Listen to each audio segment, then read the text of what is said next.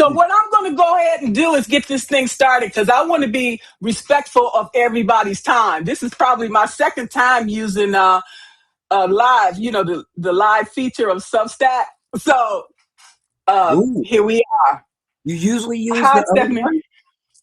Yeah, I was using the other one from my iPad or my phone, but I decided to upgrade. Okay. So here we are. Hello, Stephanie. How are you? So I'm going to go ahead and get this started. I apologize for the interruption due to technical difficulties. Okay. But I am here today with KingRayVet, and I am so honored to have you here today. Okay. I am Margaret Williams, the author of the Empowered Leader publication, okay, where I help marginalized women elevate their voice, their influence, and their authority, okay? And so today, KingRayVet and I are talking about the 1960s versus today. Now, what was so great about the 1960s? That's when I was born. Okay, that was a great decade. There was so much going on during that time, wasn't it, in the world? Okay, the civil rights movement, the music, and Vietnam. Yes, now I don't know if the Bay of Pigs. Okay, the fall of the Berlin Wall. Okay. It was a lot of stuff going on during that time. The music, the sex, the hippies movement, where everybody came together and enjoyed music, enjoyed food, enjoyed life in general. Okay, a lot of those things I wish we could go back to. Okay, to be completely honest. So neither here nor there. I'm going to introduce KingRayVet, okay, who was born Ray Gibson, okay, who is a military veteran, former software consultant, and digital content creator, best known as the oldest child of the St. Louis Cardinals, okay, Hall of Fame pitcher Bob Gibson, okay?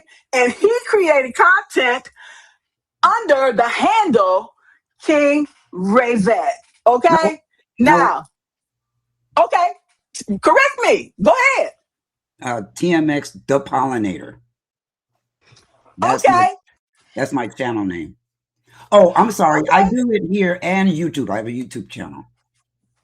Okay, it's all good. It's all good. I pulled this information from Gemini, and this is what Gemini gave me on you. Okay, you asked me what was Gemini. That's AI. Okay, okay. So that's what it's there for. I'll use it as a tool. Okay. So your early life, military early life, you were born in 1957. Okay, at the height of your father's baseball career. Okay. And you grew up across the country. You are an honorable veteran of the U.S. Air Force.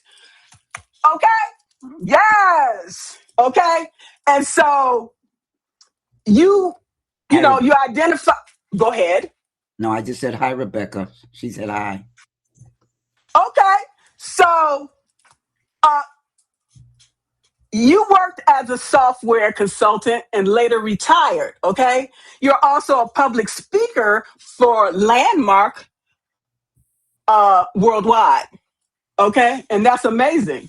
So you identify and you're an advocate, okay? A Black transgender man, okay? Ray has shared his story openly, okay, regarding his gender identity.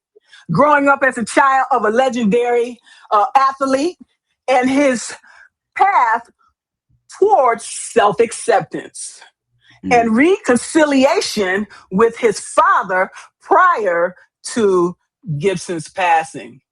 Okay.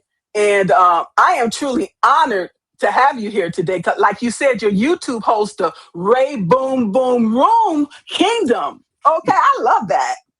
Okay, where you share a commentary on current events, sports, social issues, and personal stories. Okay, and I'm sure that your platform, okay, are growing as a result of especially what's going on in today's world, which is so sad because I served 39 years as an Army civilian, even though I wasn't active duty. Okay, and I respect I respect what you do. Okay, what you have done for this country, and I want to thank you for your service. Okay. You're welcome. Yes. Yes. So let's open this up and talk about some of these issues from the 1960s, okay? Um, but first, just tell us what brought you to Substack, you know, to talk about your story. I've been talking about my story for a long time.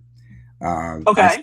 I started on my YouTube channel and Facebook in 2016. Okay.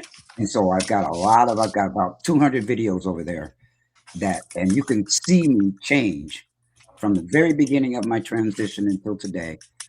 I don't talk as much, but anyway, I started there. I've been part of articles. I've been part of single articles written about me or in combination with other people in the trans community.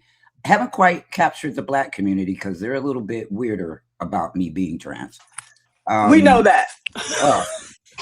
And but so then I went to Medium. I was writing for Medium, and I was like I learned very quickly of the white guys that were trolling Black women's articles.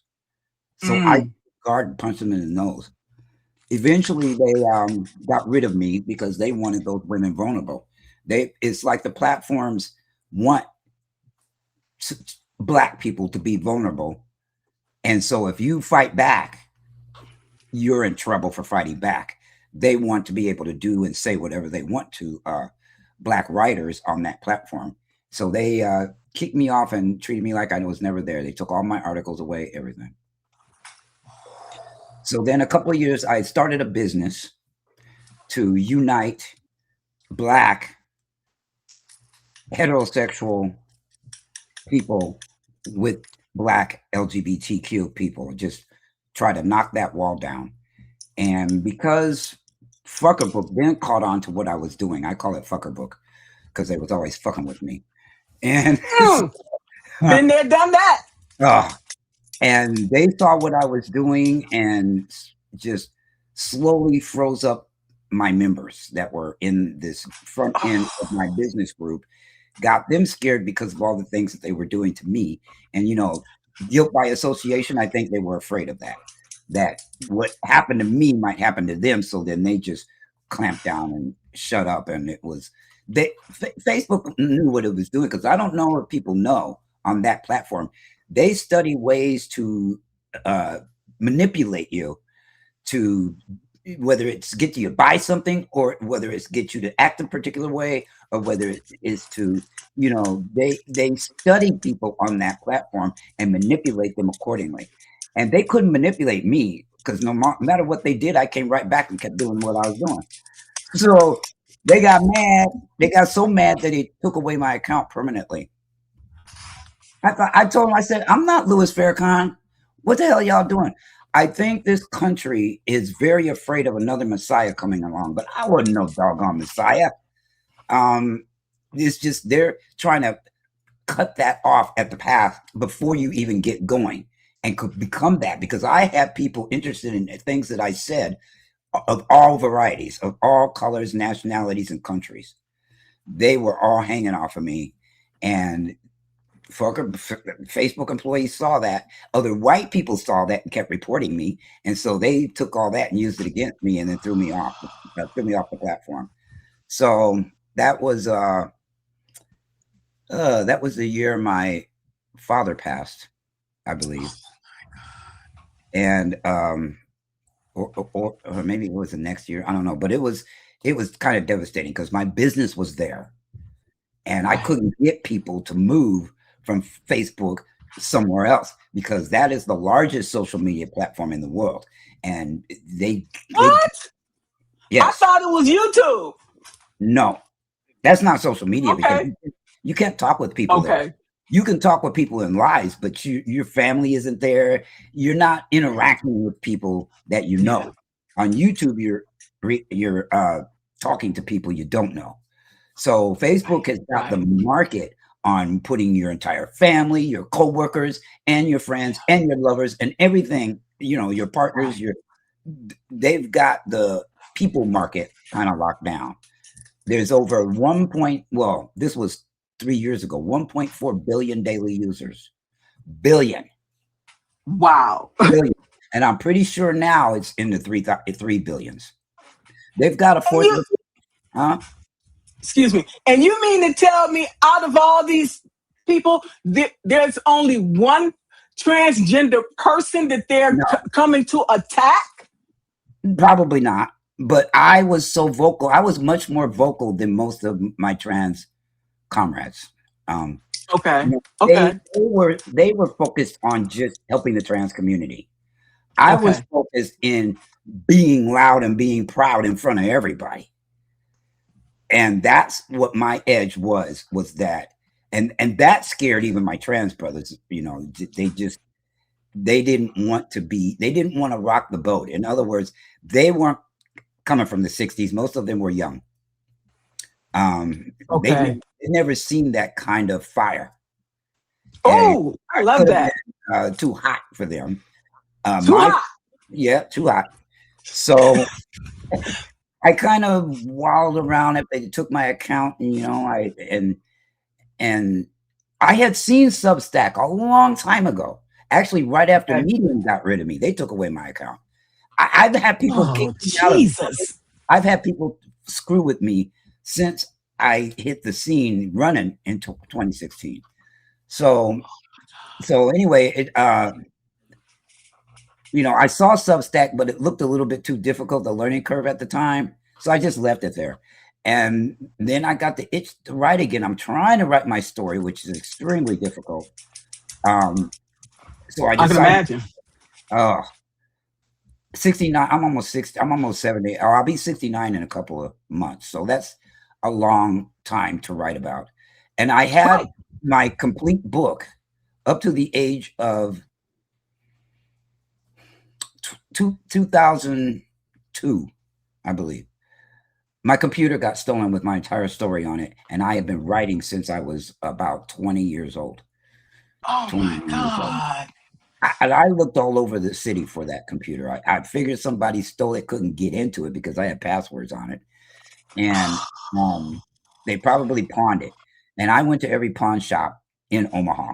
I'm from Omaha, Nebraska, and couldn't find it. And so my whole story was thrown away.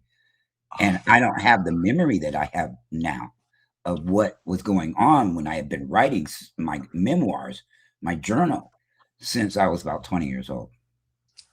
So I had to start all over again. And it's been really hard because I've forgotten a lot of details, people's names and just places and things that went on.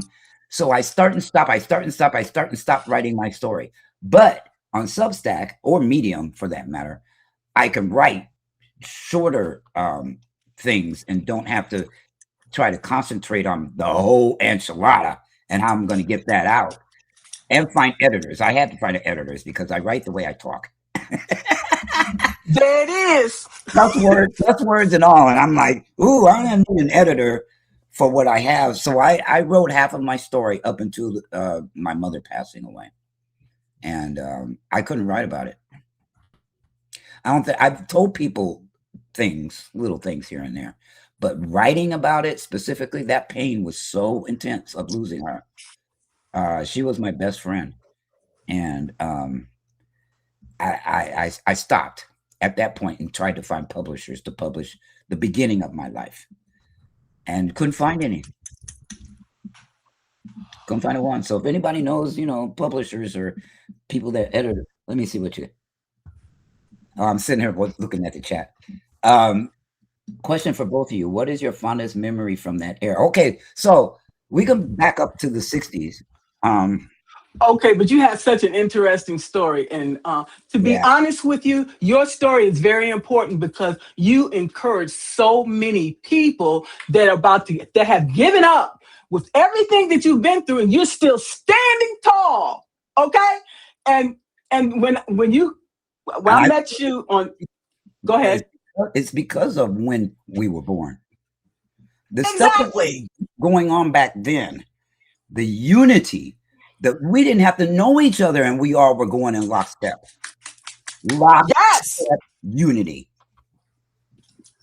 So yeah, and where is that? Where is that at today? Everybody on their own, doing their own thing, and they don't care about other people. They just too focused on their own. That's the problem with the world today. Self-centered, okay? Self-centered, entitled, divided, just chopped up. They've chopped this country up. And I kind of blame social media and the ways of the internet, because look, I didn't have to have I didn't text, I wasn't hiding behind a device. We had to meet people face to face. We had to learn how to talk. We had to learn how to communicate. We had to learn things that today they can be any kind of asshole they want to be, and they're flying all over Substack. That they wouldn't say that crap to your face because they might, end up with a broken nose. They know better. So they do this stuff online, and they act in a way that they would not act if it was in person. So they're not bringing them full selves to the table. That's what I've noticed about social media. They're bringing only what they want you to see, even if what they want you to see is real shitty character. They're still hiding their vulnerabilities and hiding their confidence and hiding all of that stuff behind a device. Well, I don't have that. I'm the same way online as I am online. Me too. And that's why I respect you, because you and I are one of the same. Okay, because I'm the same way too. And I'm loud with it, and I don't give a damn who don't like it. Okay. Yeah. So that's the difference. That's one of the difference between the 1960s and now. Because most of these people, they wear a mask and they throw a rock and hide their hand. Yeah. Okay. Yeah. I just got on today when I came on, somebody threw something at me and then blocked me. And I was like, no, they muted it is what they did. So I don't even know what we're talking about, but they throw shit at you and then they run. Yeah, exactly. They wouldn't do that because I was fast. They wouldn't do that if they were standing in front of me. Yeah, go ahead and say something and see what happens to you. Yeah. Last time, go ahead. That reminded me of Mike Tyson's quote where he's talking about smacking somebody in the mouth. Yeah. Okay. We can smack people in the mouth with our words without being physical. Okay. Yeah. But it's still a chicken shit way to go, because I don't say anything to people that I wouldn't say standing right in front of them. Exactly. Mm-hmm. Exactly. And that's the difference between the 1960s and now. Because most of these people, I'm like, I don't even know where the hell they're coming from. And they don't either. Yeah, they don't. Yeah, that's it. They don't either. They have no fucking clue that they're just talking out of this side of their neck, out of that side of their neck. You're like, wait a minute, you just said this, and then you said that. They don't even care that they're out of step with themselves. Yes. And, they don't even know it most of the time. So we just had a different upbringing because we didn't have the internet. Exactly. And that was, I think, was part of a good thing. The only thing we had back in those days was TV. Okay? And radio. Radio, TV, and newspaper. But check it out, how fast information traveled. I don't know how it traveled that fast, but Black folks all over the nation were step in step with each other, and then the white folks came in and they were in lockstep with us. They didn't mind us being in the lead. Today, oh man, these white folks are like, oh no, we got to control this. You need to think like that. You need to do this. You need to do that. I'm like, we got the memo. We ain't doing it. No, let me correct you. It's not just white people. Like you said earlier, it's Black people too. They are one of the biggest what do you call it? Demographic. Hypocrites in the world. Oh, hypocrites. Oh, yeah. Okay. Yeah, exactly. Yeah. So it's not just white people. No. Let's get that clear. Okay. You made that very clear. From the 60s, Black people are completely different now. They're cowards too. So, you know, I'm like, call it like it is. How do people get so cowardly? How do people get so scared to talk to one another, to love one another, to unite with one another? I cared more about people that were around me than I did myself. I mean, I cared for myself, but I also cared about what was going on outside of me, not just in my little family circle, not just in my little friend circle. You know, I had stepped up for people who were practically strangers to me and did things for them that nobody else did. And I'm sure on that platform, everybody saw that was in this area that I live in. They saw what was happening to this veteran. Guess who was the only one that showed up? I went down there, me. And I gave them such a hard time. I ended up in the director's office and made them kiss that woman's ass while she was in the psych ward. But I was the only one, and I'm sure people saw those pleas for help. And I was taught at an early age, because of the 60s, that I am my brother's keeper, I'm my sister's keeper. And I'm going to tell you what the difference is between the 60s and today. Mm-hmm. Values. We had family values. We ate together. We ate together every night. We prayed together every night. Yep. Okay? Yep. And we even cried together. Yeah. Okay? My dad wasn't around a lot, but he instilled that we ate together every night. Whether he was there or not, we had to be seated at that table, clothed. We didn't wear bonnets and house slippers to the dinner table. Tuskegee Institute just put on something, a dress code, and the young people are upset. And I'm like, do y'all realize that we used to dress for success even when we were just marching for civil rights? Black people have a different code in that area. And I have always been, maybe it's because of my father, but because he was a class act. And so everything I did was classy. I wasn't going to come across like I was hood. I wouldn't have been proud of being hood. With my people, I can be, but not when I'm out and roaming around. You know, it's like, nah. But we had to be at the dinner table at 5 or 6 o'clock. And we had curfew. Now, today, these kids are allowed to mouth off. They're allowed to put their parents in jail. They're allowed to do a lot of things that are maybe saving them from something, but it's also hurting them because they don't have no discipline. They haven't been disciplined. They get a timeout. My mother and father would have laughed their ass off if somebody said, "Oh, put your kids in timeout." That wouldn't have done nothing. I wouldn't have learned a thing. You know what? My father was a minister, okay? He could look at me a certain way, and that meant you better stop what you're doing, okay? Yep. All right? My mother was like that. Well, so was my father. So we respected our elders.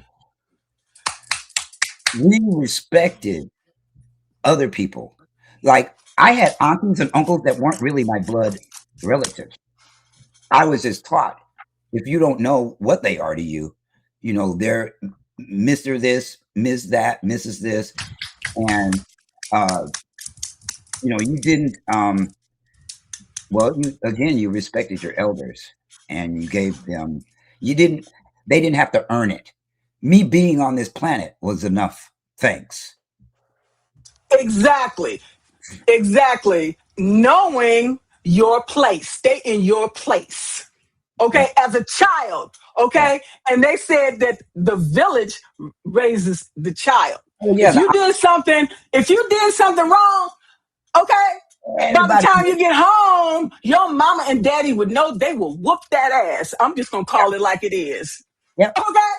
I used to drive my mother's car around the wrong part of town, and I'd be driving around. Me and Lisa, my best friend, were cruising up and down this street, and they told me don't be going down there, cruising or whatever you do. By the time I got home, my mother would say, "Where you been?" I said, "Oh, just driving around with Lisa." She said, "Oh, no, you didn't. Aunt Davida saw you down there on the deuce." I said, "Aunt Davida, where was she?" She was on 24th Street and Ames or whatever that cross street was, Lake or whatever, and she saw the car drive by. Hell, she had personalized license plates. How was I going to get away with that? But I had aunties everywhere and uncles everywhere. It was like, man, you ain't getting away with that crap. Today, where are those villages? Where are the villages? I have no idea. That's a good question. Everybody minding their own business. They don't care. Okay, unless it affects them personally, they done clocked out. Okay, so shame. They used to have a commercial when I was a kid. Okay, because my mama said you have to be home by the time the street lights come on. Okay, they used to have a commercial. Do you know where your parents are? When I was growing up, okay, and then they switched it. Cowbell. Go ahead. My mama had cowbell. Cowbell. When them lights, when it turned like 6 o'clock or whatever, during the winter, she'd go outside and start banging this cowbell, and I'm like, the other kids would say, "All right, time to go home." I said, "Man, we hear your mama's out there." I'm like, oh, you could hear that thing 3 blocks away. So, but see, to me, it gave us a sense of discipline and respecting hierarchies. I ain't talking about patriarchies. I'm talking about hierarchy. I'm sorry, every society in the world has hierarchies, and if you don't accept reality is going to kick your fucking ass and make you quiet and make you bow out and all this shit that's going on now, because people don't respect the hierarchies. They don't respect that we know how to get through this stupid time. But the fact is, we ain't going to go out there and do it alone, because they'll just they'll whip out their cameras and take videos, but they won't lend a hand. So that would not have happened in the 60s. Not at all. Not at all. Okay, and the thing about the civil rights movement with no social media is that everybody was working together. Okay, and they were keeping these things to themselves, because if the opposition found out about it, then it would be gone. It would not exist. So everybody came together. Everybody knew what their role, their responsibility, their title. It was not about ego. It was about coming together for a common cause. Common cause. We all came together, no matter what we did for a living, no matter who our parents were, no matter who our family was, no matter who our friends were, no matter any of that stuff. We all came together and went that way. Very focused. We didn't have 10,000 people saying, "No, I want this. No, I want that," and then end up in arguments about what they want. No, that's one thing that the stupid Republicans have down pat. They've got an agenda and they stick to the agenda. The other side doesn't have anything like that, because they're too caught up in processes and all this other bullshit. Yeah,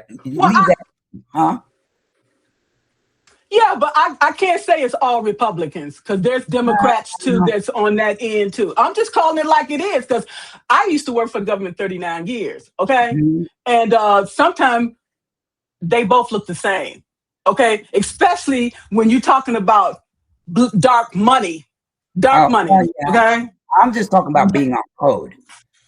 Okay. Democrats don't have no code. It's very socialist.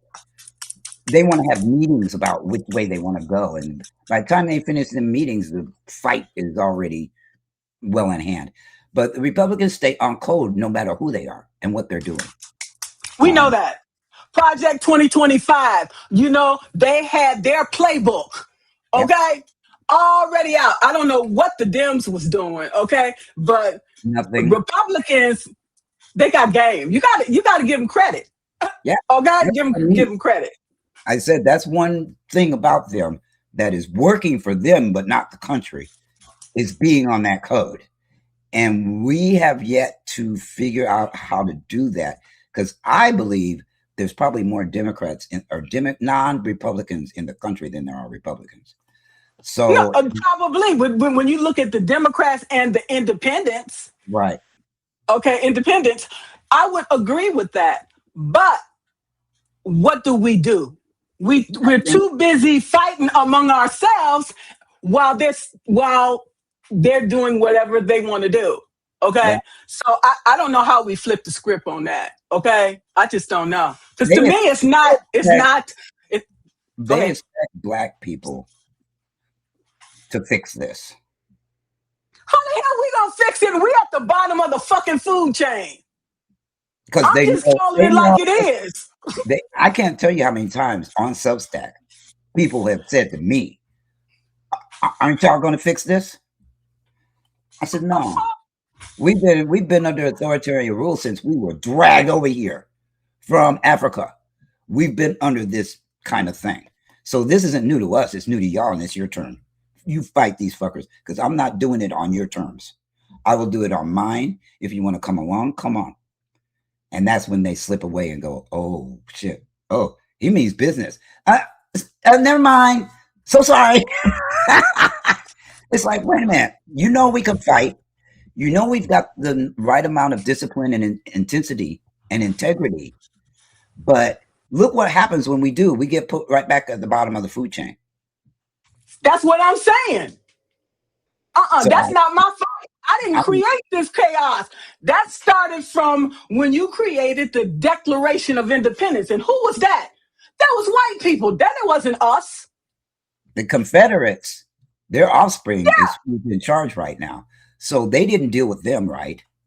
And then they expect us to fight them when they've got all the weapons? Please.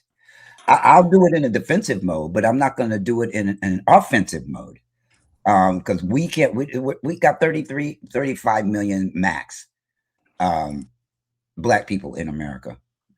All the rest are everybody else. So how are we going to fight them with white people not having our back? That, And they lie when they say they have our back. They have our back online. Talk. They don't have it offline. No, they don't.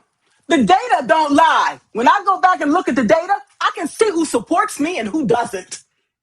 Yeah. You don't think I can see all of that? They don't even think you can see. We see things that people don't know we see, because we're very good at just looking at you and let you talk.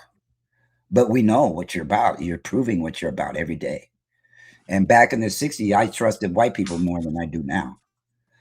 Now I'm disgusted with the performance. If we had to evaluate what they're doing today about this mess their ancestors created, they would flunk. If I had to grade hands down. Huh? I'm glad you mentioned that, because I find that I get some more support from white people than I do Black people. You do? Okay. Today? Always have.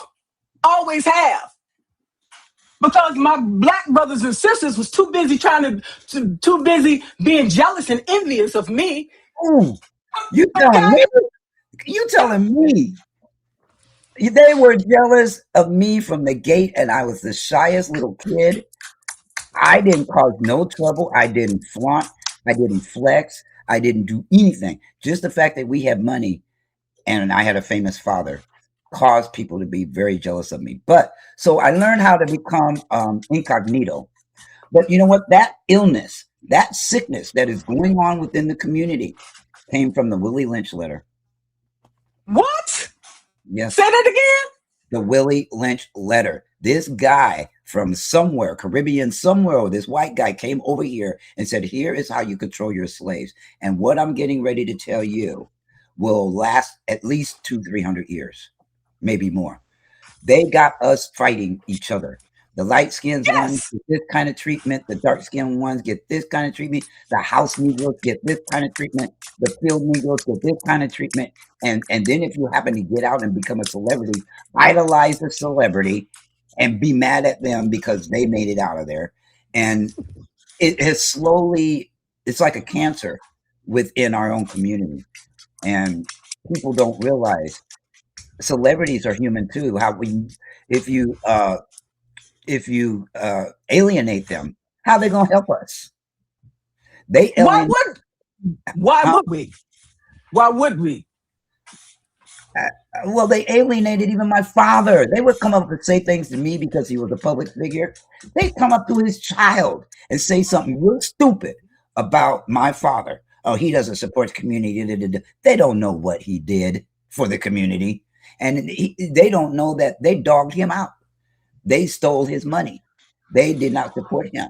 He had radio stations, restaurants, he even had a bank. They stole money from the bank. The radio station went under because it needs advertising dollars and the white folks wouldn't give it to him. So he had to depend on the black community, and they didn't support him. And the restaurant was okay. It didn't last very long. It was called Time Out. Interesting, I remember that. But so the restaurant was called Time Out. It was a burger place. Then he switched and got his own restaurant, and he had a famous chili recipe. Family embezzled.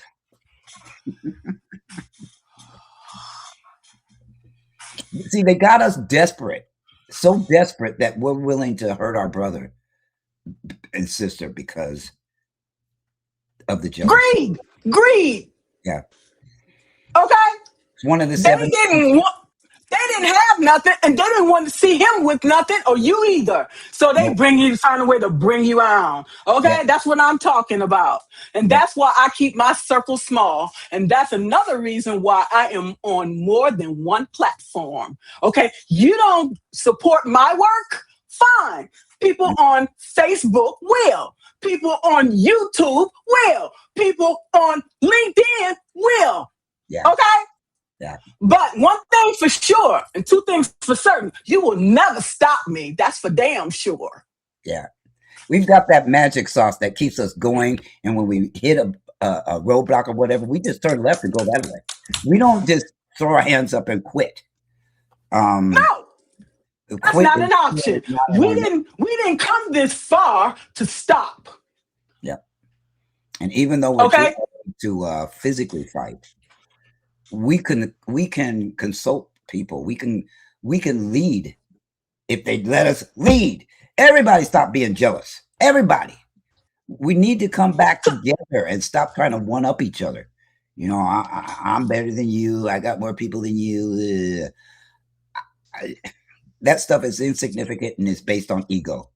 It's not based on helping one another, even if you don't know them very well. Let somebody come to me. I don't care who they are. I'm going to help them. I've got biases like everybody else, but we all do. Who cares about the biases when somebody needs help? And now millions and millions and millions of people need help. So what we're going to do is just ignore them. Just to make sure. That's what's happening.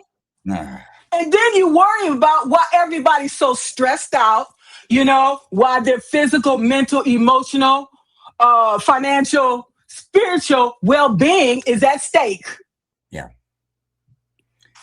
You know, another difference between the 60s and today is we were tougher back then. I was tougher back then than these grown-ups are now. You know, that white fragility thing, that is real. Robin DiAngelo, I love her workshops. I've seen a few of them on YouTube. But she's trying to get white people to see you are born into something and it's in you until you take a look and excavate it. It's there. I can see it. I see it every time. They can't see it in me because they can't see it in themselves. So, but she tries to get people to see things in themselves in a nice, calm way because she's not stressed. Me, I get impatient and start cussing people out. But me too.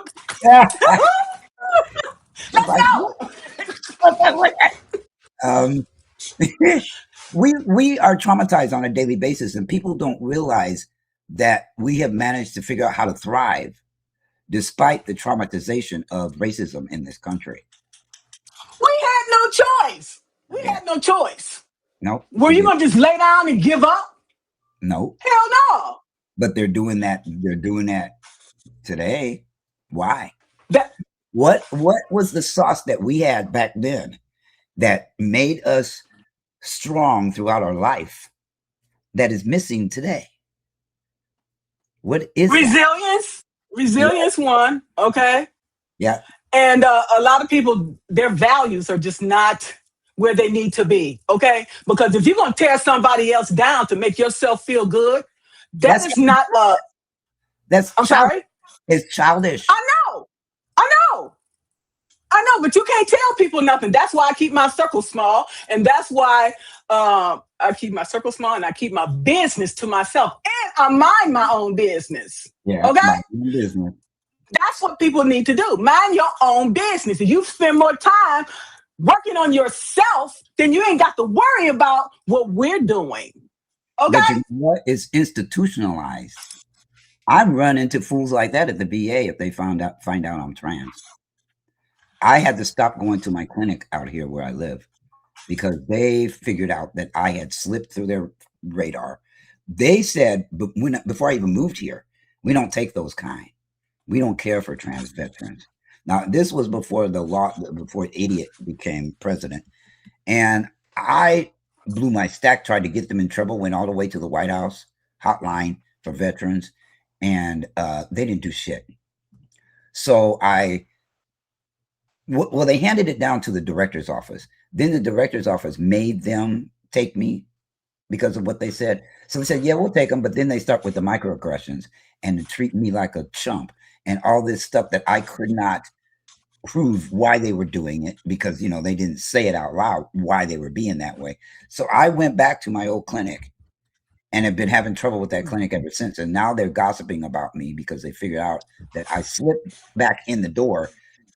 They gave me my testosterone shots, and the manager of the nurses started doing shit to me, underhanded stuff. And I accused her of being transphobic. She's Black.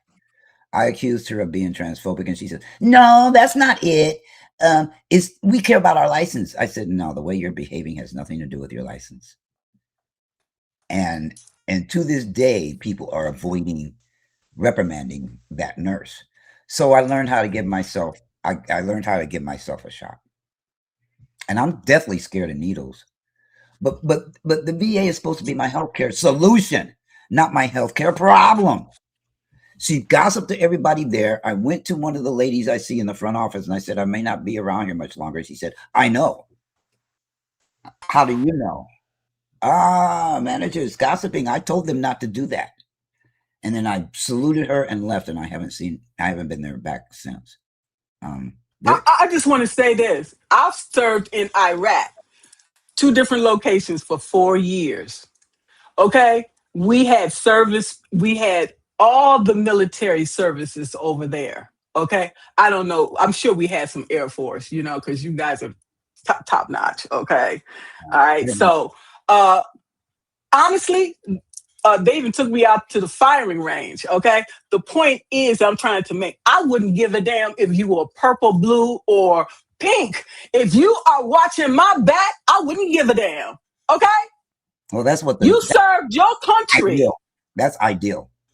Some of them, they are there for the prestige and the money, only. They don't care about veterans. The area.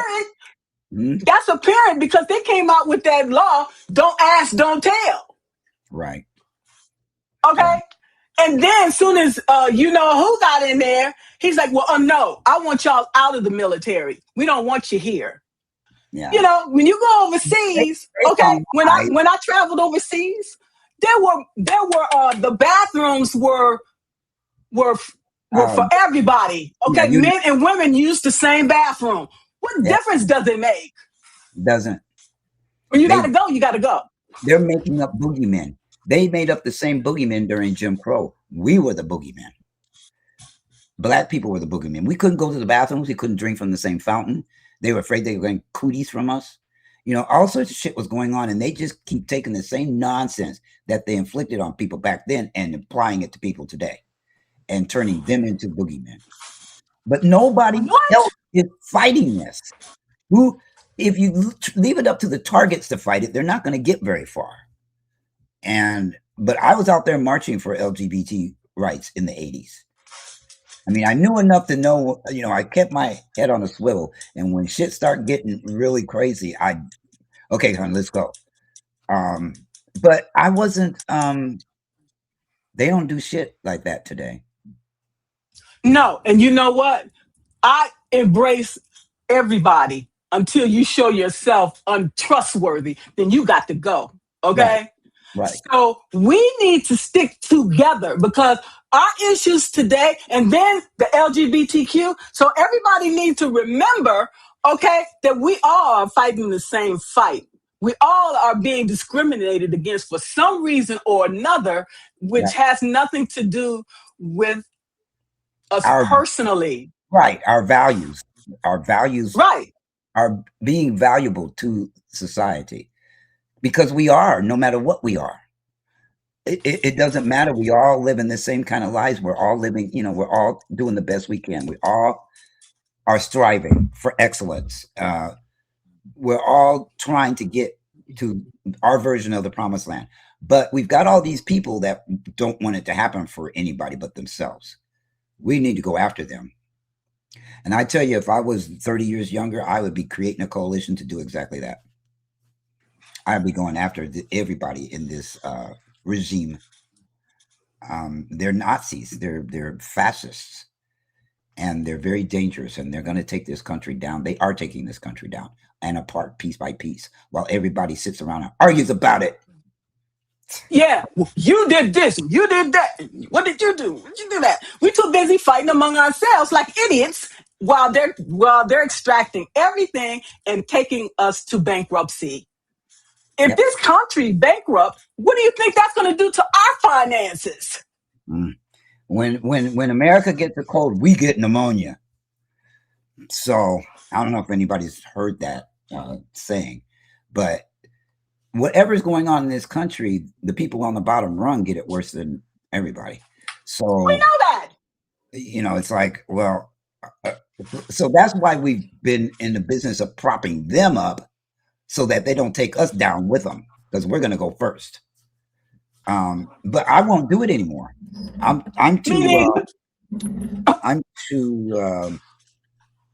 not a kiss ass, and I'm not a people pleaser. And, I pretty much step to my own, tune, but my tune is also inclusive and thoughtful. And like I said, I will fight for anybody.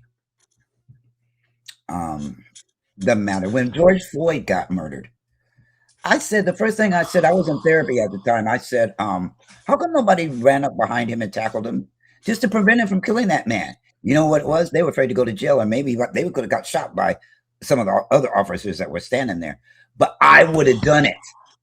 And I didn't know the man. I didn't know his children. I didn't know his family. But I feel a kindred. Every time something bad happens to one of us, I feel it as though they were my family. I'm going crazy over Nolan Wells. I don't know the boy. But we share that commonality of getting abused and traumatized by this society. And so that's how come I feel it when something happens to one of us.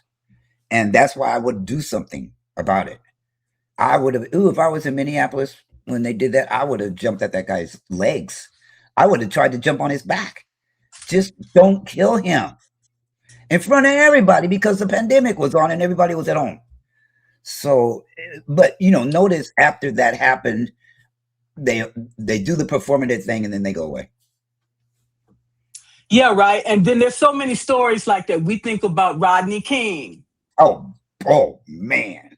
Breonna, or whatever name. Breonna Taylor. I can't think of her last name.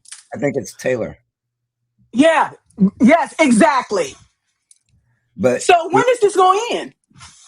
When we end it, we, the collective, have to figure out what's going on with what's going on with ourselves, what's going on with our relationship to each other, what is going on there. Then once you fix that, once you move that, boom, the whole world opens up. It's like, oh, you're my neighbor. Oh, okay, I care about you. Or even if I'm just driving around, I'm a friendly guy. I don't have strangers. I meet friends, and so and people respond to that. Now that wasn't something that I was taught. That was something that I ended up growing into because I wasn't afraid of people. I wasn't bragging that I love animals more than I do human beings. I can't tell you what the stuff that people are bragging about right now. I'm like, okay, that's fine. You're a hermit. But that's if we were meant to be alone, we would this world wouldn't exist. I'm gonna be honest with you. With all the shit that's going on and all the people that I had to cut off, including my whole family, uh, I'm a hermit and I stay to myself. No, Okay, and no, I'm you okay don't. with that. You're here. That's You're different. That's different. you're still you're still passing on knowledge and wisdom and sharing so that maybe somebody else will pick up something that you said and run with it in their life. You So know why? why? You know why? Why? Because people helped me along my way. My family was nowhere to be found. Okay, it was always a stranger helping me Yeah. through everything that I went through. I moved 8 times when I worked for the federal government. I didn't know nobody in those places. Oh, Somebody helped you me. froze. And honestly, it was always a white person or Oh, it was a someone else. People of my black people help you? Who are you? Okay. They was too busy being jealous. Oh, you got this, and this, and this. Yeah, whatever I got in life, I worked for. Nobody gave me shit. There was no free lunches. There was no, no free rides. no. I had to work 10 times harder than anybody else, Well, especially my white counterparts. If right. they worked 10% or 60%, it was considered excellent. But Yeah, my work, it was considered subpar right. at Yeah. best. That is a sickness also in this society. The double standards of they get to slack off. They remind me of that. What's that movie where they uh, slacker futuristic movie? Well, not futuristic, but I can't think of the movie. But they get to slack. We slack, we get fired. No doubt. But you know what? Your picture is frozen. Oh, okay. Can you still hear me? I can hear you. That's all that's important. That's technology, you Yeah. know. So and it's expensive, okay? And I just got a bill today. I got a notification today. They say, "Oh, your gas bill is going to go up." It's like, no shit, Sherlock. Okay. They don't even tell us. They just do it. And I tried to get the Okay. people in this subdivision. I tried to get them together to fight this and go to meetings uh, with our gas electric company, and they're all yeah. But when it came down to it, they did nothing. I don't know how they expect to survive while not having each other's backs. They don't want to do the work. They want you to go out there and do it and come back and tell them, okay, we're good to go. You get up and do what you need to do. I'm gonna handle mine. You handle yours. Okay? Yeah. People are looking for a handout. Those days are over. It Okay? should be over, but they're not. For me, They don't it is. they don't want to do the work. Lazy and cowards and shiftless, and they run their mouths, but their actions are doing something else. And that has to stop. I don't know what is that, people. Does anybody in the chat knows what that is? While you're saying one thing, but you're doing another. What is that called? I have no idea. And I just want to say I had some talking points, but you and I was talking about this stuff, and I have statistics, and I'm going to put all of that in the article. So we want to be educated, okay, and have all the information that we need. Millie said something about Trayvon. Yeah, I forgot about Trayvon. There's so many people that have been killed and Yeah. everything. It's crazy, and Yep. most of it is us. We Yeah. are the ones. Okay? Well, Trayvon And got they say killed. it's okay. a white man that looked Hispanic to me. That guy Which one? who killed Trayvon? Sorry. Oh my God. Okay. I don't remember. They slapped him on the wrist. He's still running around. That don't surprise me. Did he get any jail time? He didn't even get. He got a slap on the wrist. Should have done that. And Trayvon. Okay, so they saying it's okay. You can go out there and kill him. Okay, you can go out there and kill him, and we ain't gonna do nothing to you. Okay, that's just one less in out there. Okay, I didn't want to say the word. Okay, we in danger, bro. We in danger because we are. They're sending us back to Jim Crow and at the Civil War time. They're mad. They're still mad. The Confederates are still mad that we. What? Because they got rid of slavery? Yes. No, they didn't get rid of slavery because we are still enslaved. They got rid of the grossest part where they can just fuck us over and we had to work for free. We still have to virtually work for free because they pay us less on the dollar. But sorry, this gnat is really getting on my nerves. But it's they're still mad that they can't control us like they used to. They're trying to send it back to that time when they could. Let me say this to you. They are controlling us. Yes. The ones that are cowards, the ones that just want to keep the status quo. Okay. Yeah. They want it all. They want it all. They want make America what again? Make America white again. That is what they're up to. They're not trying to make this country great.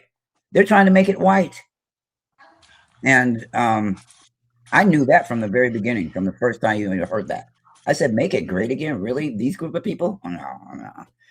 That's a dog whistle. Okay? Call it like it is. Yeah. Okay? And they're making it okay to brutalize anybody who isn't them. We know that. White, Christian, crazy, jealous. You know, they burnt our communities down because we were doing so well. Yes.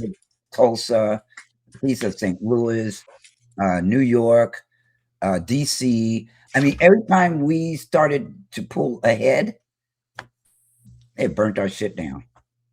And now we don't know how to do it anymore. Everybody's afraid to stick themselves out there like that. And they alienate the rich people, the rich blacks. So how in the hell they're not going to help us if we spit in their face and say, give me your money, and spitting in your face. Are you kidding me? Stop it, black people. Stop this idolization of celebrities. They're just people. Trust me. I've been around them. They were in my freaking house every other month. And for me as a little kid, they were just people. They were grown-ups, in fact, to be avoided. I said that when I was talking to Evie, that she said, well, did you feel anything about all those famous people around? I said, no, they were just people to me. I didn't idolize them. I didn't put them on high. They were just people with a lot of money, but they were just people. And, you know, I grew up with a famous dad, and he was just my dad. And he tried to help people, and they spit in his face too. And that was going on in the 70s, 80s, and 90s. So, you know, I don't know. I think there's a human problem going on in this world. It's like... It's like James Brown said, it's a man's world. Yeah, it is. It is. And he didn't lie, and it still is. Yep. Because do you think for 1 minute they're going to give up their power to women? Hell no. No. We have to learn to embrace our differences as men and women. People no longer embrace that you are different. You have these strengths. I have these strengths. Let's put our strengths together and forget about the flawed, because we're all flawed human beings. But women stop trying to make men women, and men stop trying to make women men. That ain't working. It ain't working. So, and the same thing can go on in same-sex relationships. they don't embrace the differences, and so they get mad at the differences for the most part, or somebody's not willing to match someone else's energy, positive energy. So it's it's like, nah, don't be mad at people that are different. Understand why they are different and understand those differences. And don't ever fucking come to me talking about colorblind. I hurt you. I hurt your feelings. Okay. When I was working for the military, we were supposed to accept everybody, because when we're out there in the war zone, I wouldn't care if you're blue, green, or purple. We all come together. We put our skills, our talents or knowledge together and figure out, okay, this is the problem. How can we resolve it together? Right. Okay. And stay alive. Yes. Come home alive, not in a body bag. Correct. Okay. We took care of we take care of everybody. If you didn't show up in the morning for child, we come to knock on your door. Right. Okay. Right. Are you okay? Are you need any help in there? Because you never know what type of state of mind the person is in and what they're going through. They could be having we went to check episodes. Exactly. Right? Exactly. So we check on everybody. Okay. Are you okay? How can we help you? Okay? Because we need you in one piece in all your faculties, okay? Well, that kind of happened in the 60s. People did that sort of thing and didn't know. The hippies did it for the Vietnam loudmouths and for the black people and for the biggest demographic that was fighting along with us were Jewish people. Today, I don't even want to talk about the shape of these Jews. I'm like, you know what? Don't challenge me. I'll give you a lesson you aren't gonna like, about the relationship between Jews and blacks and how they got sedity and decided they were white. And now we're not working together anymore. Nobody's working together anymore. And I grew up in a Jewish neighborhood. I grew up among them. So I know how they talk and how they think and how they move and how they operate in the family and all that stuff. Today, division. I'll just say this. I worked and lived in Israel for 4 years. Okay? Mm-hmm. There were a lot of Jewish people that did not like black people, flat out. And they asked me, what are you doing here? They asked me whether I played basketball or whether I worked for the military. I wouldn't want to tell them anything because they didn't need to know. It wasn't their business. Okay. Right. Let them think what they want to think. Okay, I'm here on a diplomatic passport. Okay. Right. So apparently I'm doing something worthwhile. Okay, we was working for the Ministry of Defense, Israeli Ministry of Defense, and building facilities there for the military. Okay, that's what we were doing. Over here, they were following our lead. They were dying and fighting for us. And I ask people that on a regular basis here on Substack, when are you going to fight for us? When they started attacking our voting rights, where were you? Where were you? Running your mouth somewhere? What did you do when SCOTUS stripped that? We started rallies and nothing but black people were there. Where was everybody else? Yeah, but it's important to remember during the civil rights movement, there were Jews, there were Chinese, there were some people from all nationalities there. Right. Okay. Supporting the cause, because it wasn't just about us. It was about making a better world for everybody. But when things happen for us and when we make things happen, it affects everybody. Exactly. Yeah. So today they don't believe. I don't think they believe that's possible. We got to experience it. We saw it. We know what it looks like. A lot of people don't. and or their perspective is skewed by something.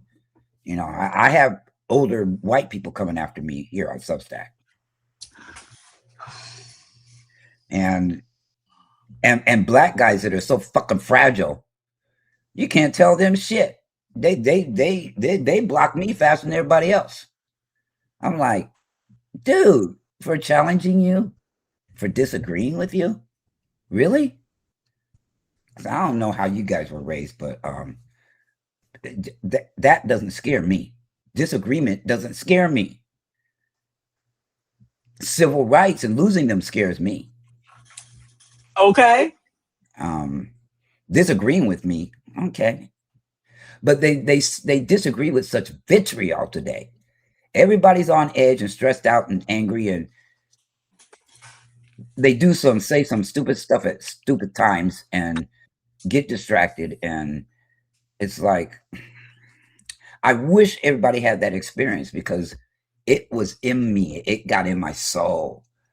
I didn't have to be told what was going on.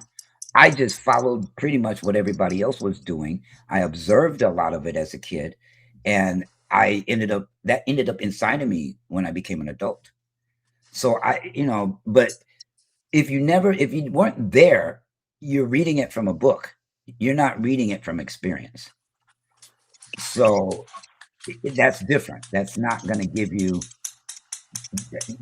like civilians don't understand what it is to be in a war, what it is to fight in a war. They don't know what that's like unless you work with the military as a civilian. But most civilians don't know. But why not learn? Now, I wouldn't ask a veteran what his PTSD is like, but what it's like to be in the military, period. Because that's a different breed of people. We go in there knowing full well we might die. And we get trained, but we're doing it for our country. We're doing it because we're the patriots. I know what Butthead is talking about. We are the true patriots, unless you're being brought up in the military today. Today, they're brainwashing our active duty. Okay, are you frozen or is it me? Republican, and they're making them Christo fascist. It could be. Okay. The officers are brainwashing these kids that come along and join the military today. They're turning them into hex breaths. That's what I call hex breath or hexeth. Oh yeah, hexeth. Oh my God. When they said he was coming in to take over the head of the military, I was like, oh, it's time for me to retire. Okay, because you ain't gonna talk to me any kind of way. That ain't gonna happen. So the day that you say something to generals that way, those generals could crush him. He's lucky that they have some kind of discipline and decency about them, or they could kill him like that. So I don't know who. Yeah, right. But he's the nut ward is in charge of the country. Yeah, right. And then he's talking about giving men or something testosterone, and women got to go backwards. Okay, we don't want you here, so trying to you better find somewhere to go. Okay, he changed it so that women have to perform with the same stats as men. Well, we're not as fast as men. They're not as fast as men, and they're not as strong. So how you gonna put men's standards for the women? That don't make no sense. But that's just to force them out. They don't want women in the military. They don't want black. They don't want trans. They don't want anybody but white men. Women, we got more gumption about ourselves than a lot of men. We go out there and kick some ass and take some names. They got bigger balls. Got bigger balls. Exactly. They don't value human beings.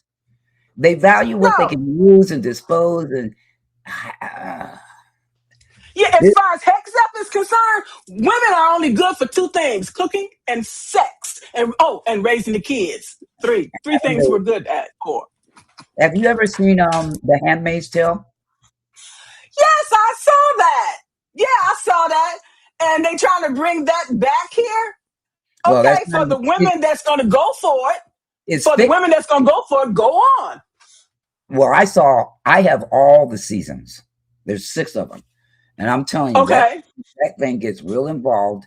And but they were stealing women and stealing them from their family and taking them to places that they had no choice but to service these men.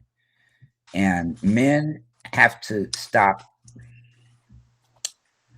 As someone who wasn't that way all my life, wasn't brought up that way, wasn't socialized that way, and I've been in my transition for the last 11 years. Well, actually 4 years before that too. But medically. And what I've noticed, I've been learning things, seeing things, hearing things for the first time as a man. They've got an ego issue, and it's always the ones that are insecure that run their mouths like Always. that. It's like, Always. you insecure little wimp. My sister could kick your ass. So what are you talking about, man? But he's supposedly, they're looking up to him as a leader. If you're 17, 18, 19 years old, you don't know to challenge the stuff that's coming out of their mouth. You just don't. And so they're indoctrinating, they're colonizing the military. No, they're not going to be worth shit for a fight.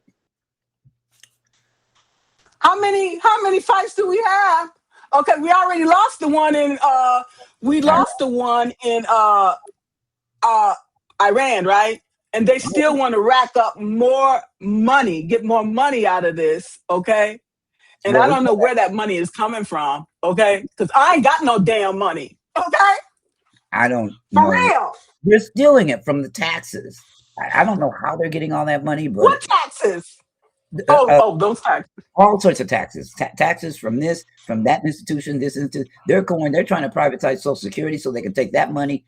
They're trying Oh my God. They've already knocked Medicaid in the head. And those problems are going to pop up in the 2027, in the beginning of 2027.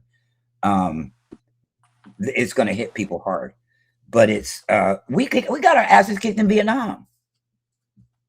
And look at the vets came home and they were scorned. They didn't ask to go to war. They were drafted, most of them. Then you treat them like shit when they come back to the United States. Well, and look at all the things that you went through, Agent Orange, and going over there in somebody else's place, and you killing innocent people. You have to kill the people because you don't know if they're enemy or foe or whatever. Okay, and then clothes. So then you father all of these children while you're over there. Yeah. Uncontrollable dick energy. Uncontrollable. They got uncontrollable. They got this problem.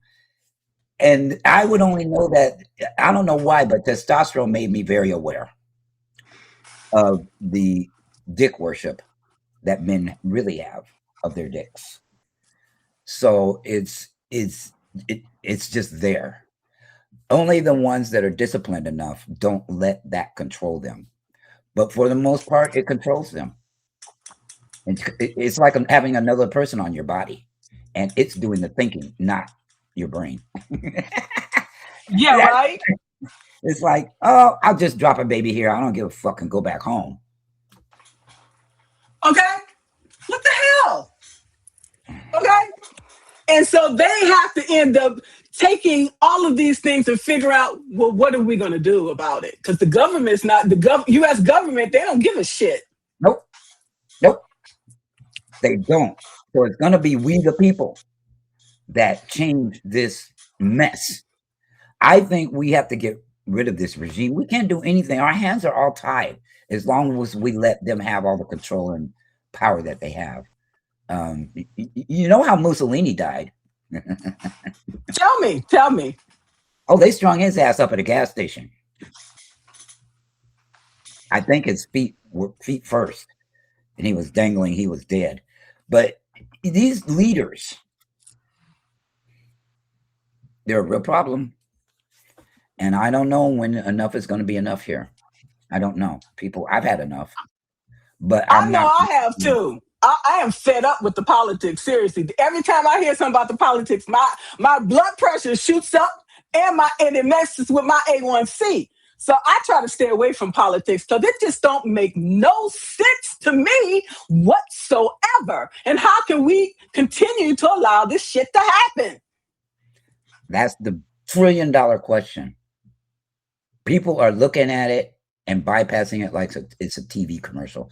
I wrote about that. I wrote like, how can you look at what's happening and just, oh, okay, and just keep going about your day? Where's the general strikes everybody keeps talking about?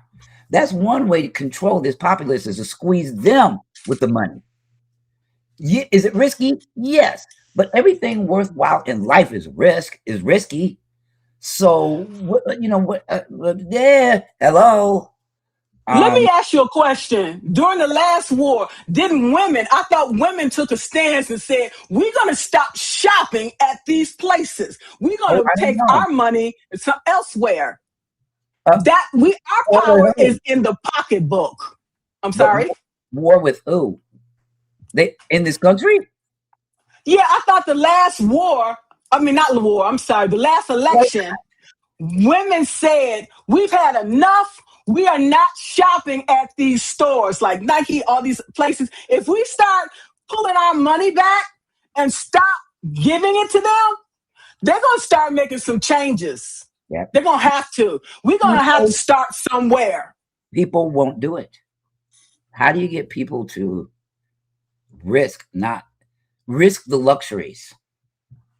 We are a spoiled nation, but people don't want to cut back the luxuries. I have a problem right now. I've got a car I can't afford. I'm going back to work, even though I'm too old to fucking work. I'm going to try it, just to bring extra money so I don't lose all my shit here. But we are a nation of chasing the Joneses, making sure we can eat, making sure we can pay the rent, pay the mortgage, pay the electric bill, everything else is a luxury. And people don't want to give it up for anything. Look what we did to Target. Minimum. I haven't shopped at Target since I don't know how long ago, but we boycotted them successfully. Now these people know how to do it because they did it to get Jimmy Kimmel back on the air, but they didn't have to. They didn't have to risk anything. All they did is pull their account. But they won't do it to anybody else. Just they wanted their entertainment, so they did it for them, and then act like they don't know how to do it to anybody else. The Amazons of the world, the Walmarts of the world, the convenience of those places is overshadowing boycotting them. You know what? Boycott in the 60s. Oh, we knocked the shit out of businesses in the 60s. It was and it was a concerted effort between men and women. Women weren't the only ones. I just hope our family structure and our society structure was a lot stronger back then. I don't miss the 60s because a lot of brutal shit went on in the 60s, and I was caught up in that shit. But we had some things going on that are missing today. Just complete missing. Women are mad at men. Men are scared or mad at women. Other people are scared of men and women. I mean, it's crazy. And then you got this fucking cheerleader forcing around the country, like the Nancy Maces. Oh God, that woman. I said, you know what? She act like she ain't been laid in 15 years or 20 years. I said that about her, and people were laughing. She's grumpy. She's pissed off. Why is her nose in trans business? Why?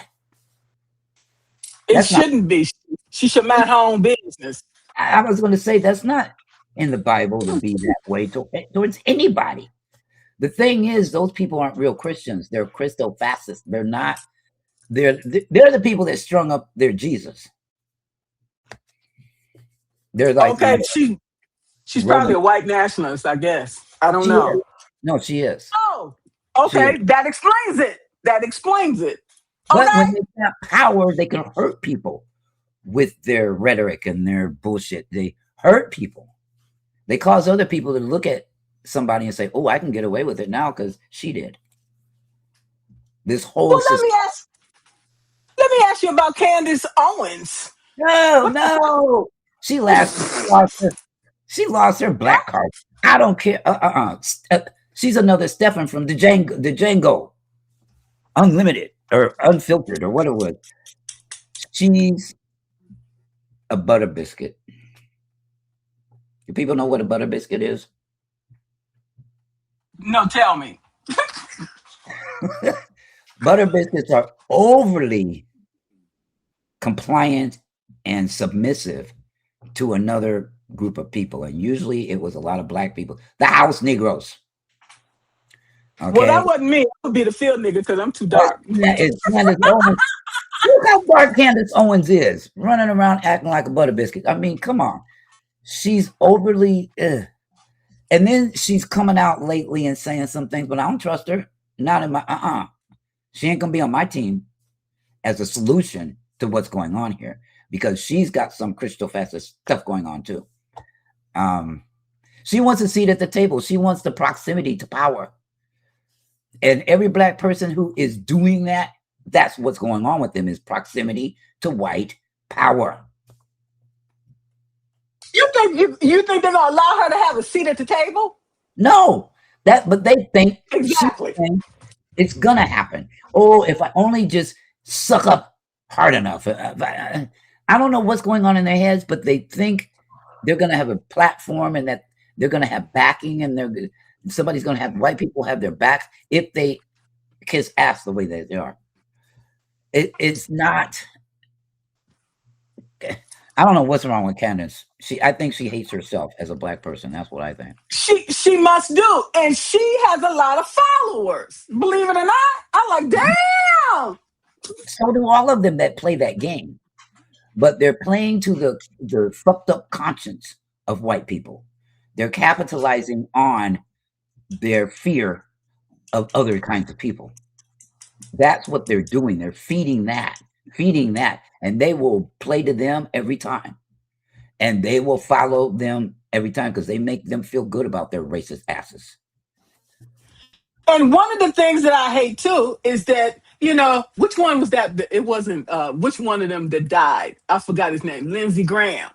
Lindsey Graham died, okay? And so they're going to make his sister, let his sister run out his,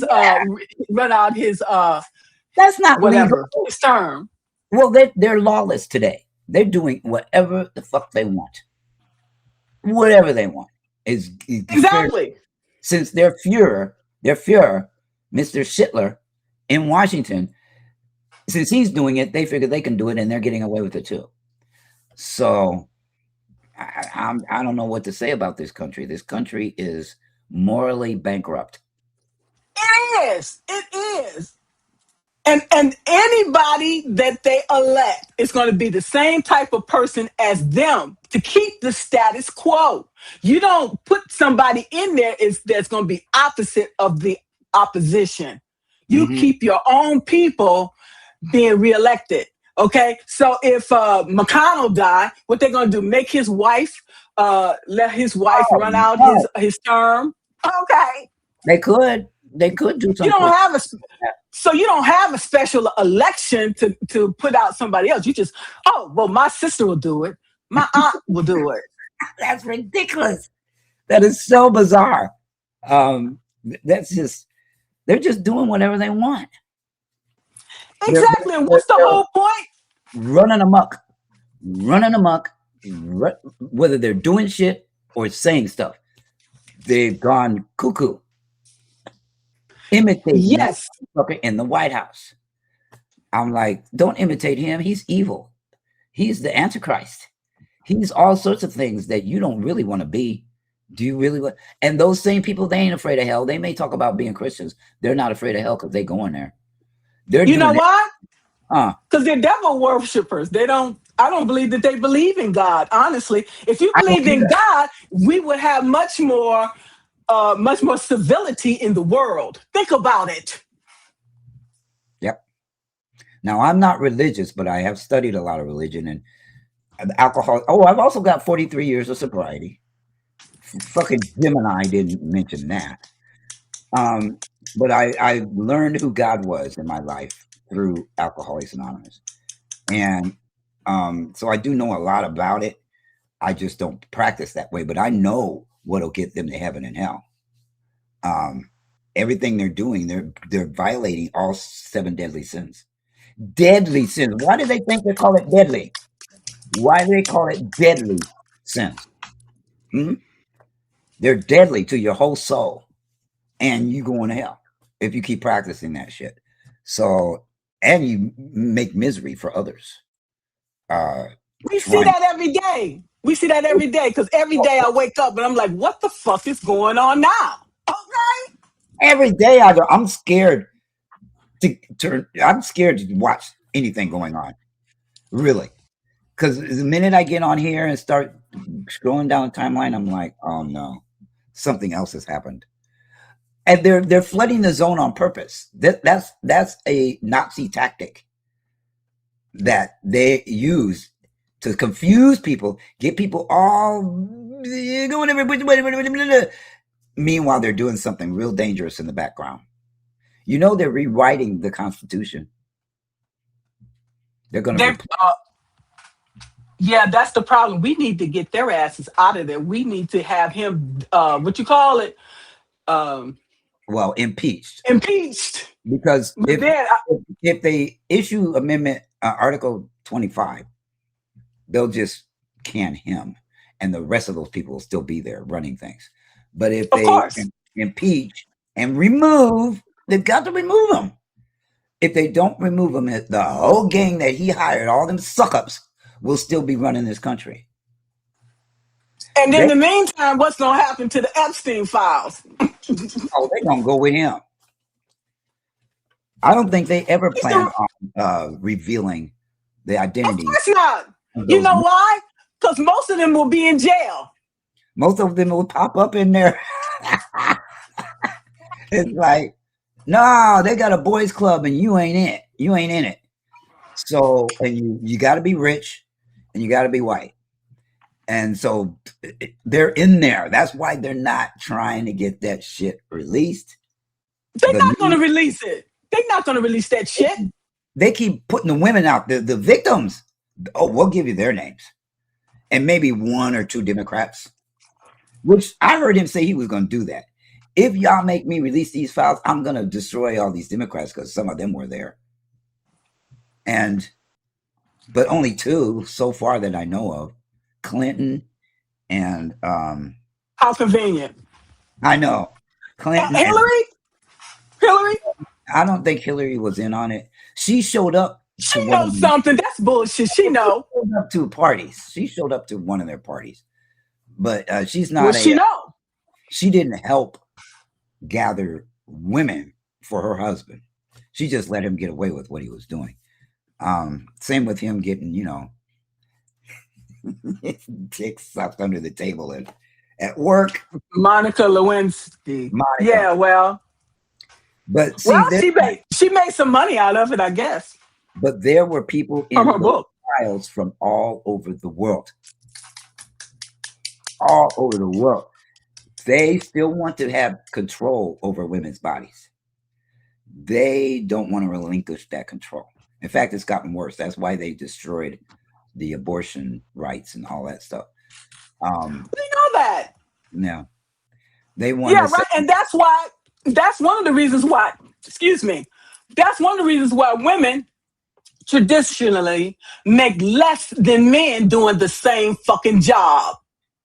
Okay? I made less than the men that was working my job, but I didn't worry about that, okay? Because I still got a paycheck and I still thought it was a really good job. Okay.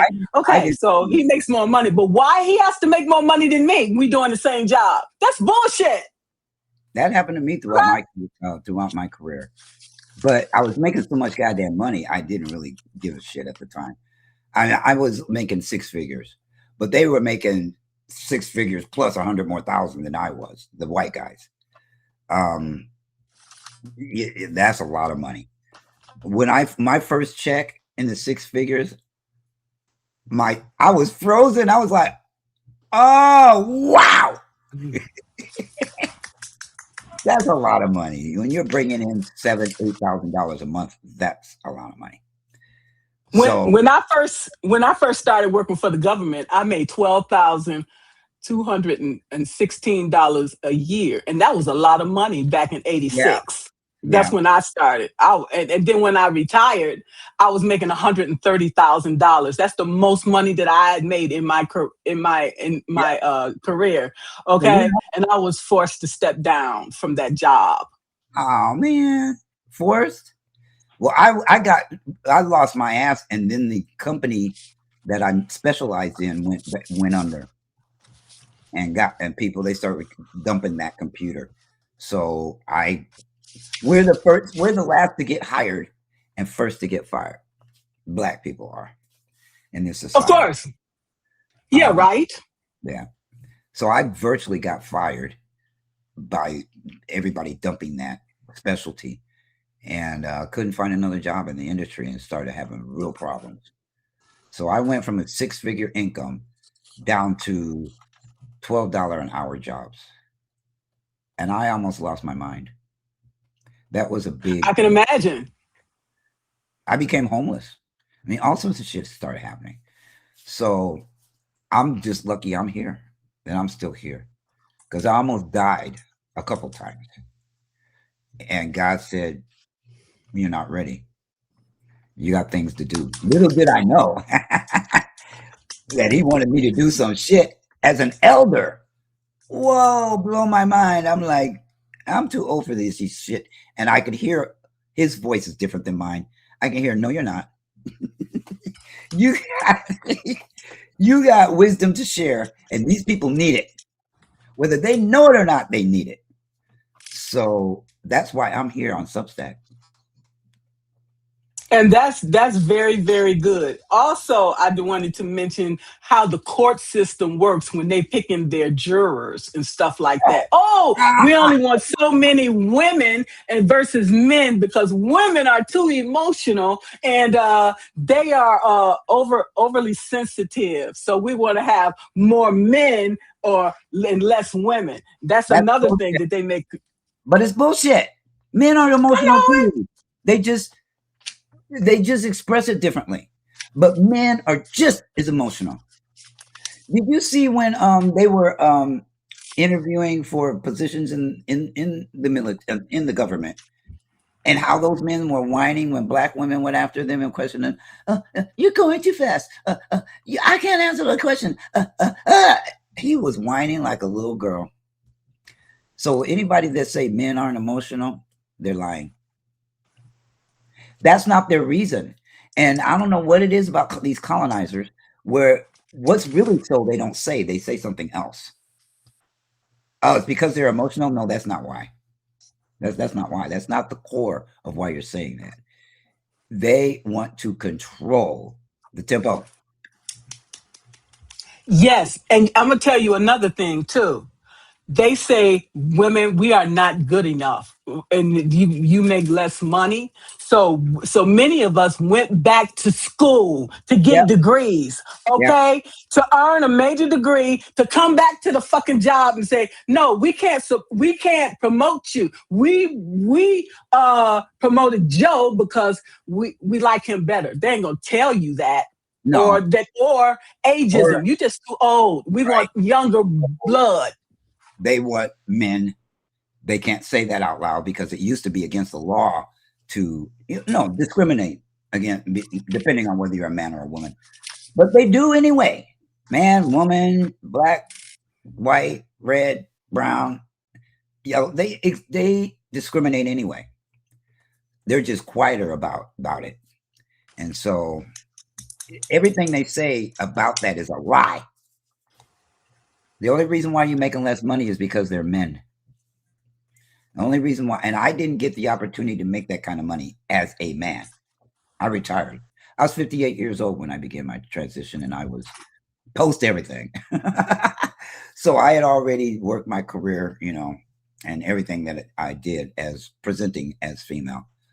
So I didn't get the opportunity to make that kind of money and stuff as a man.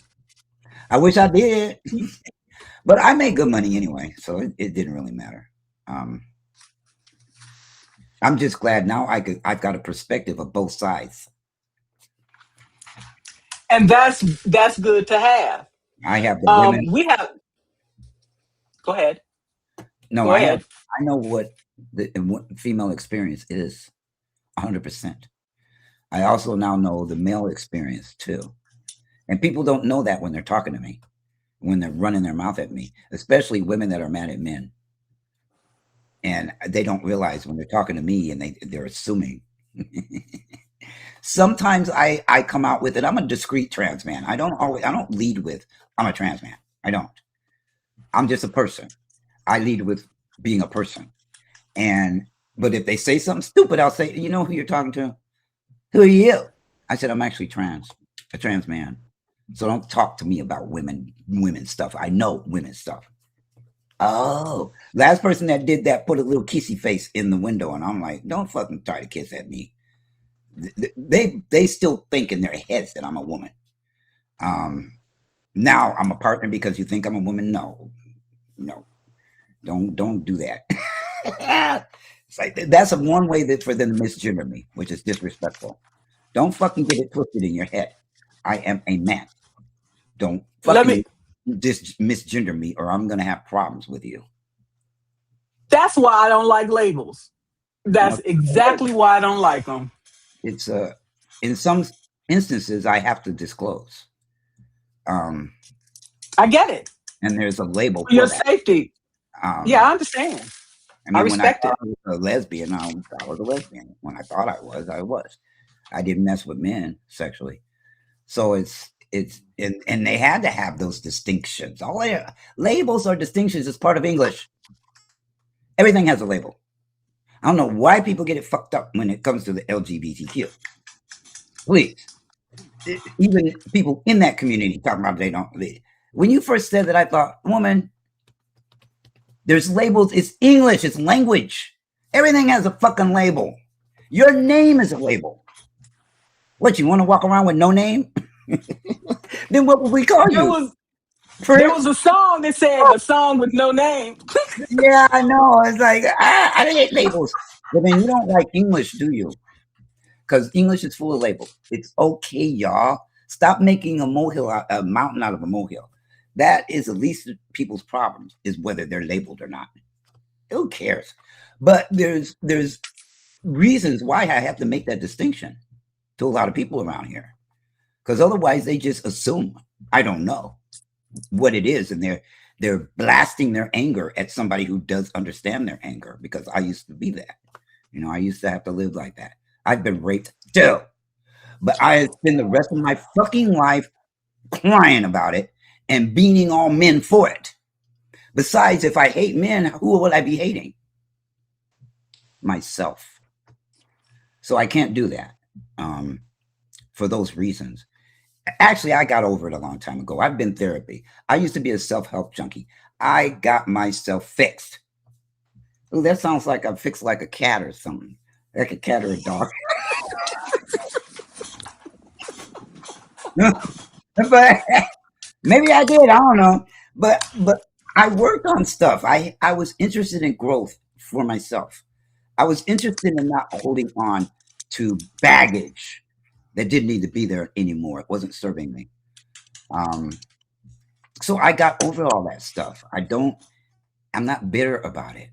I may be bitter towards those men, but I don't say, okay, all men are like that.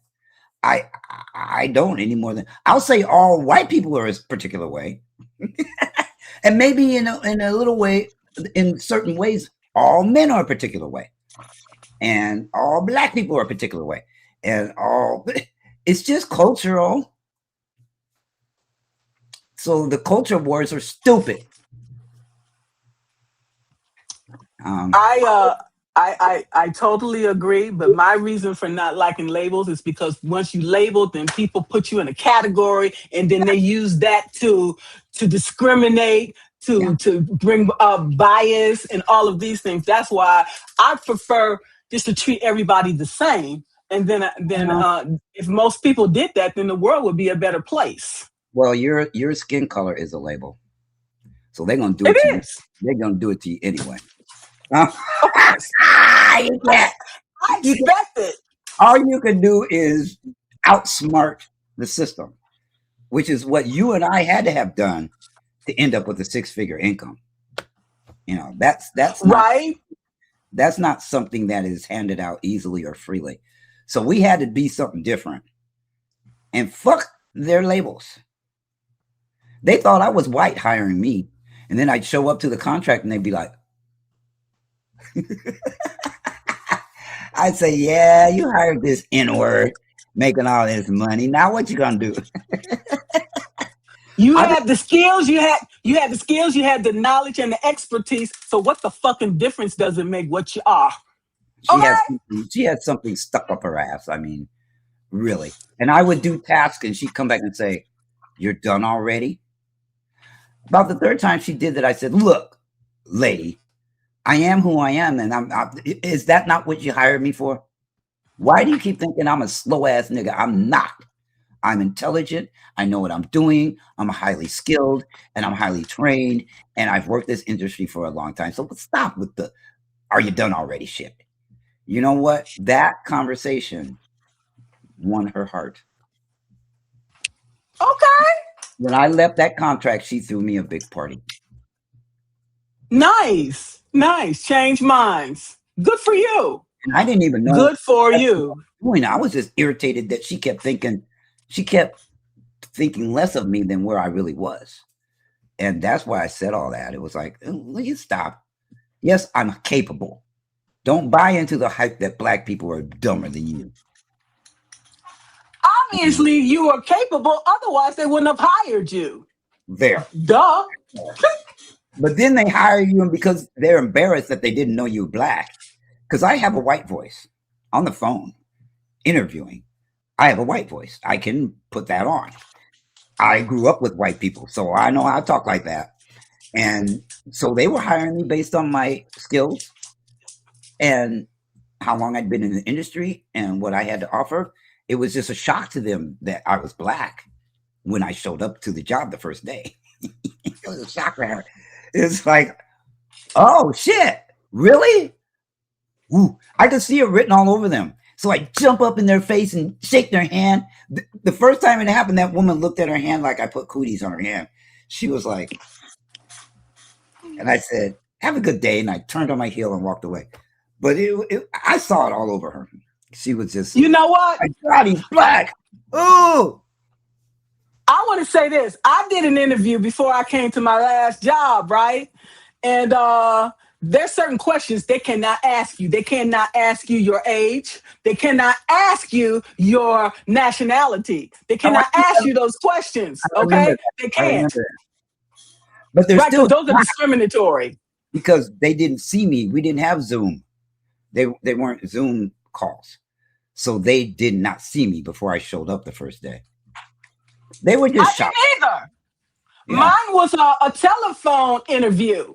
Yeah. And I'm like you, I've been, lived overseas for 16 years, working, for the federal government. So I don't know whether they thought I was white or not. But I think they knew I was black because they talked to my previous supervisor and he gave me a recommendation. So I don't know if he told them I was black or not, but they made sure when I got there to tell me that you're not getting anything here. Okay, we don't care what you did overseas. They basically told me that. So I knew my days was numbered and I knew that I wasn't getting nothing from them. Jack shit. Period. I don't care. I just want to have somewhere to sit for 3 years, okay, so I can get my high 3 before I retire. And they made sure I didn't retire. I would have retired yesterday with 40 years of service. But they pushed me out, that didn't happen. The games they play. I think times were simpler. They were harder. But they were simpler back in the day. Just things are too fucking complicated. They are. People can't. And the reason why I really could use another job. Okay, but the reason I won't apply because of ageism. Because the first thing they say, oh, okay. And the supervisor probably like, oh, she's trying to take my job. I don't want your job. So Okay. I'm gonna try to be a delivery driver. Just to bring in Okay. Uber Eats driver. So if I show up to your house with a bag, say hi, Ray. Hey, let's go. I show up to your house with some food. I got to do it. I got to do it because I can't keep up with what's going on. My cost of living increases don't come anywhere close to the increases of everything else. So I'm slowly every year going backwards to the point where I can't afford my bills. And I didn't realize that was happening.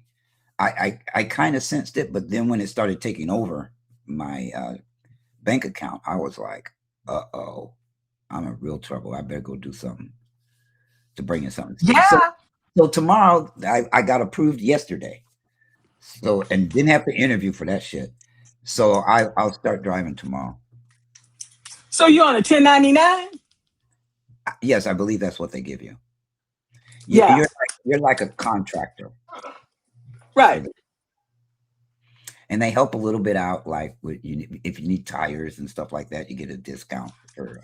Nice, because you're putting a lot of miles, wear and tear on your vehicle. Correct. And I have a nice vehicle, and I don't want to run it into the ground, so I'm not going to be giving rides because that's the real mileage on the cars. Being an Uber driver for people getting rides here and there. Because you could end up picking somebody up and they're going to the airport, which is over an hour away from here. So I'm not on that side of the business. And I'm so scared they're going to take our disability. I'm so scared. Jesus. You've already talked about Social Security and you got me worried there, okay? Now you're talking about disability. So it's like, what the fuck? I live both. Go ahead. Well, I live on disability. So, but I get it from both Social Security and the VA. But they're going after, they want both of those cash barrels. Yeah, and I'm really, it's crazy because I'm 64 and I'm supposed to be applying for Medicare. Why didn't you? Well, you got probably December. Okay, and I got to make choices on what I'm going to take, and that money coming out of my Social Security.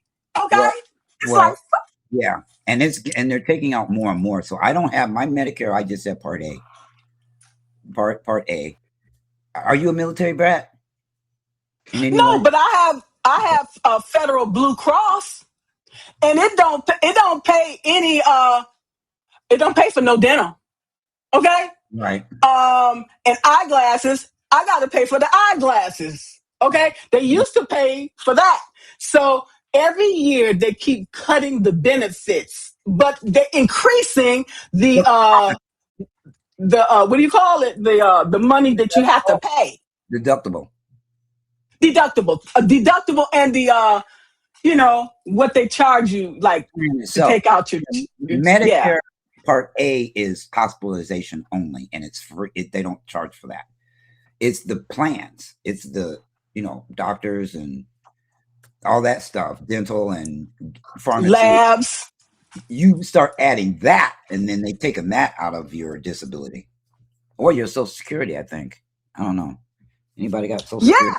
Yeah. And they told me, Margaret, if you don't start paying your student loan payments, we're going to take that out your Social Security too. I'm like, well, fuck. Oh, no. Yes, they did. How the hell am I paying my student loan and I'm trying to make sure my mortgage is paid and all of my utilities? Okay? And they're taking... Go ahead. I forgot. Something about how are they... Oh, how do you get loan forgiveness? You just get lucky?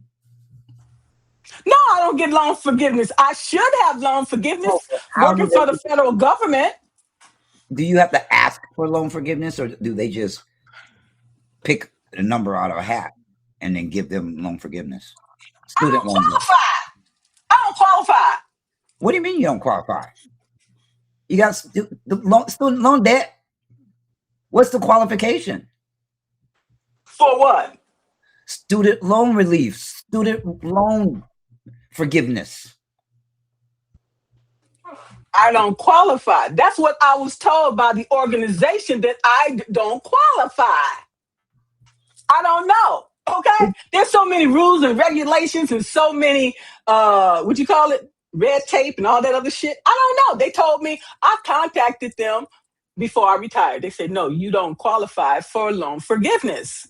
So I got to pay that money back. Second opinion. I think somebody was pulling your fucking leg. I don't think I wouldn't doubt it. Qualification. It's like, what? Is anybody saying that in the chat? Good night, Castonicus. Interesting name. A lot of people are in the same boat, okay? They stick it to us. They're like, no, y'all not getting nothing. You're going to pay every penny, okay? And they let all the other people just get away with everything. They, oh, you don't have to pay that. You don't have to do this. You don't have to do that. But we have to pay, okay? We have to pay coming and going. Yeah. Okay? So it is what it is. It'll mess, and everybody's got to take a bite.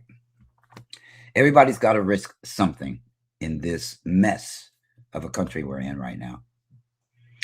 And that's my thing, is to try to give people that courage, try to give that people that to get over themselves and risk again and love people again. That's what was in the 60s that I don't see today. How do we get back to that? Well, I'm doing my thing by just talking to people and trying to get them there. But the other thing is, if I had the energy, I'd probably make another business in that arena. But I can't put it on these social media platforms because those people are controlling, and they'll try to destroy it if they see that you're doing really well. They'll theoretically do electronically what they did physically to destroy us when we were doing good. Tulsa, Oklahoma, those kind of places. They got jealous and destroyed them for no reason. They made up a reason, but it was a lie. So they do the same thing electronically, digitally, as they did back then. Oh, this one's getting too good. This one, they're doing too well. They're starting to get their shit together. Or you're getting too big for your britches. Yeah, that's so much bullshit, though. That's their insecurity of not having confidence. That's all that is. And they turn it around on you. You know, every what's that saying? Every accusation is a confession. They're confessing their own bullshit and then projecting it onto you and saying that's what you're doing. So guess what? I don't give a fuck. I don't give a crap what people think. I think that's part of getting older. I don't give a flying crap. And I will tell people, I don't care what you're saying. I don't care what you think. You're not helping me pay my mortgage. You're not doing anything for me. So mind your own business if you want to. And keep your opinions to yourself. That part. Okay? Yeah. If you can't be a help, don't be a hindrance. Bye. Okay? And so we have had amazing conversation out, and I hate that I hate that I didn't get a chance to look at the comments here. Okay. But like Donna said, there is no loyalty to workers anymore. So we need to be loyal to ourselves. Okay. This is the way it is. And it looks like all feelings look like anger. Yeah. I saw that, Donna. Yeah, right. And then people wonder why we angry. Okay. We're just stern. We're just a different kind of, culturally, we're just different. Embrace people's differences. Don't be afraid of them. Don't think there's something wrong because they're not like you. You may not be the best thing on the planet. So why the hell are you trying to make us like you? Right. Why would we want to be the same anyway? I'm stern, and I'm very articulate about that sternness. And they mistake that for anger. Even when I'm cussing somebody out, I may be laughing over here in my seat. And they think, it's an angry black man. I can't, white people and telling me that, I'm like, I'm so sick of that. No, I'm actually laughing at your stupid ass. Wow. I'm talking. I'm not necessarily angry. Anger, I'll cuss you clean the fuck out and then I'll block you. That's how you'll know I'm angry. Well, that makes me an angry black woman, so whatever. Whatever you call me, I don't give a shit. I'm gonna wear it like a badge of honor. Okay? Yes. And don't care for Hillary. I never really cared for Hillary. I think the only reason Bill married Hillary because she had money. Okay? Probably. She got way more money than him. Okay? He married into money. Oh, bye, Carrie. Oh, she's probably already gone. That's my buddy, Carrie D. Okay, yeah. This has been an amazing conversation. I want to thank you for this. And we had technical problems earlier when we first started, and that was beyond our control. And so I really enjoyed this conversation today. I was a little nervous at the beginning. You were? But, yeah, I was. I got discombobulated because I'm thinking I'm going to be on Riverside and it wasn't working the way I thought. So I'm like, we got to do this. Okay. Yeah, that can be nerve-wracking. But I think I thank you so much for hosting me, for inviting me to be your guest. You know, I saw that you were dealing with women, and I just took a chance that you'd want to hear from this kind of man. We have to have a target market, but it also includes men because we need each other. We're here. We need each other to grow and elevate. Okay. Yes. And we are glad that you are here because you have a very powerful story. Thank you, Margaret. Thank you so much. And I want to thank you all for joining, all 32 people here today. And thank you for your time. And I'm sorry I didn't get to all of your comments. But thank you so much. And we appreciate each and every one of you. Thank you so much, Ray. Power to the people. Power to the people. All right. You all take care. And thank you so much. Bye. Peace.